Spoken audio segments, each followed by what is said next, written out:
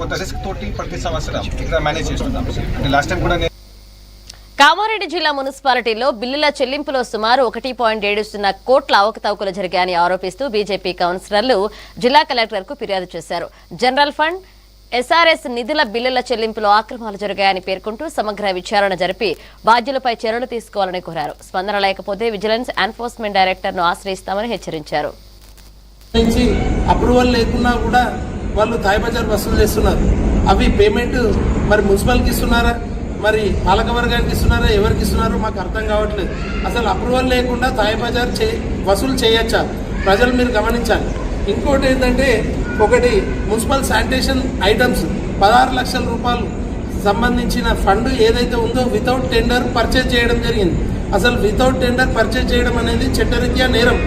ఇది హాకా వారి పేరు పెట్టి 16 లక్షల రూపాయలు వాళ్ళు పేమెంట్ చేయడం జరిగింది. దీన్ని కూడా మేము కలెక్టర్ గారి దృష్టికి తీసుకుపోవడం జరిగింది.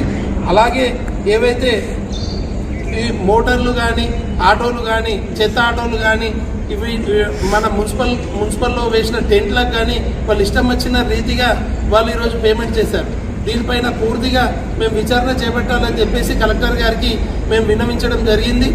ఇంకోటి, రాబోయే రోజుల్లో కూడా మేము ఇట్లా ప్రజలకు పనికి రాకుండా ఏవైనా దుర్వినియోగంకు సంబంధించిన అమౌంట్స్ కానీ పేమెంట్స్ కానీ చేసినట్టయితే మేము తప్పకుండా వ్యతిరేకిస్తామని ఈరోజు మేము హెచ్చరించడం జరుగుతుంది. రాబోయే రోజుల్లో ఈ పేమెంట్స్కు సంబంధించి ప్రతి విషయాన్ని కూడా మేము ఎన్ఫోర్స్మెంట్ డైరెక్టర్కు మరియు విజిలెన్స్కు కూడా కాంప్లైంట్ చేస్తాం.